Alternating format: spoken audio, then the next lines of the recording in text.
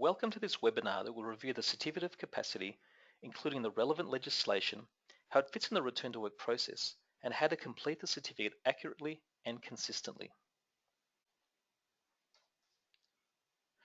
The relevant legislation around the Certificate of Capacity for work-related injuries relates to its use for the entitlement of weekly payments, as noted in Section 25 and Section 167 in the Workplace Injury Rehabilitation and Compensation Act of 2013.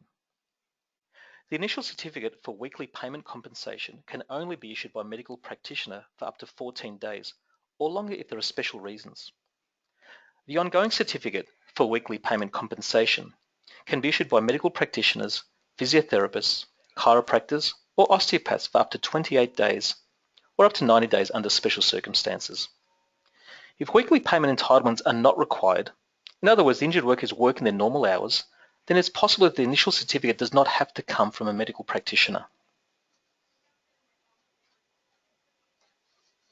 For transport accidents, the Certificate of Capacity can be issued by medical practitioners, dentists, optometrists, physiotherapists, chiropractors, osteopaths, or podiatrists when they are the primary practitioner.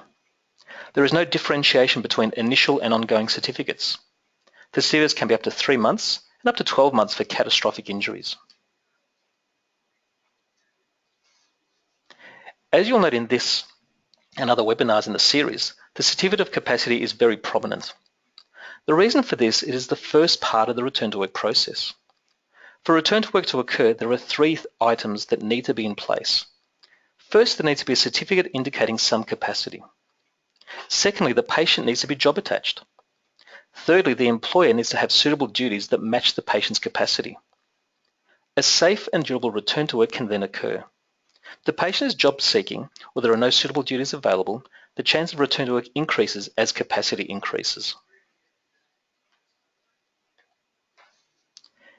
Here is another way of looking at the role of the certificate.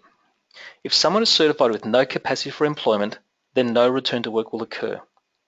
Less return to work services may be available, and there are no obligations from the employer to provide suitable duties. However, if someone is certified with some capacity, then return to work may possibly occur. This depends on work-related factors such as availability of suitable employment or work, ability to work from home if possible, and redeployment into other suitable work if the injury is stable and permanent. It also allows a great opportunity for occupational or vocational rehabilitation providers to assist, and there's also obligations for the employer and the patient to participate in the return to work process. Essentially, certifying someone with no capacity closes the return to work door. However, certifying with some capacity opens the door for return to work to possibly occur. The Certificate of Capacity is used by both WorkSafe Victoria and TAC.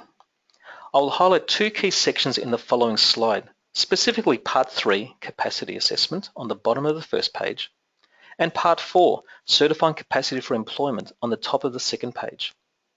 For further information about other aspects of the Certificate of Capacity, please review the relevant information and guidance materials on the WorkSafe Victoria or the TAC website.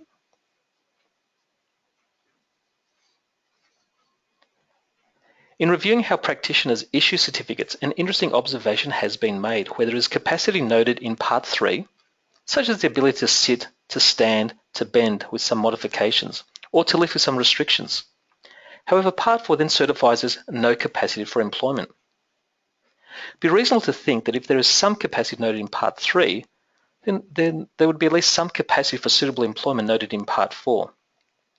It is likely that discretionary decisions are made where the certifier assumes there are no suitable duties, or there are other workplace challenges, thereby certifying no capacity for employment. This may result in unnecessary time off work and can delay the return to work process. For further information on this, please review the webinar related to when certifying no capacity for employment is medically necessary. When determining functional capacity, there are 3 things to consider. Firstly, what the person can do. This relates to their functional abilities. They may be able to sit, to stand, to walk, to use the uninjured extremity. Secondly, what the person can't do. This relates to their functional limitation. They may not be able to lift more than 10 kilos, sit more than 30 minutes, or squat or kneel. Thirdly is what you as a clinician do not want them to do. This relates to a limitation due to the pathology. You may not want your patient to lift from a certain level, to reach above a certain level, to walk on uneven terrain, or to negotiate stairs. These three combine to provide the person's functional capacity and should be adhered to by your patient at work and at home, so that they do not delay their recovery.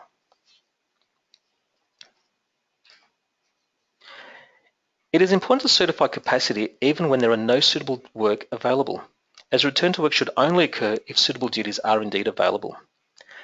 Consider thinking how you would certify the injury if the injured person was not job attached. Doing this eliminates the factors that are beyond your direct control, such as organising travel or what may or may not occur in the workplace. This is also an easier discussion with your patient to discuss their capacity, rather than the various factors that may limit return to work. There are other services that could assist in this regard, such as occupational or vocational services, and retraining where applicable, which can be facilitated more effectively with a certificate with appropriate capacity. Certifying capacity also changes the expectations and beliefs of the injured person from one where the injury is the main cause of being off work, rather than suitable work being the main cause with a functional capacity at a point in time. If you consider that the injured person has no capacity for employment, then consider what the person would be doing at home. If they are bedbound, it is likely that certifying no capacity for employment is medically necessary. However, if they can get up and sit, watch TV, make breakfast or coffee, go outside for a walk, or indeed attend treatment 2 to 3 times a week, then there are various levels of capacity that should open the door for return to work to possibly occur. Asking what would the person be doing at home is a key question determining someone's functional capacity and if certifying no capacity for employment is medically necessary. We hope you enjoyed this webinar and you have a look at the others in this series. Remember that due to the physical, psychological and social benefits, we really should see return to work as treatment rather than a goal of treatment.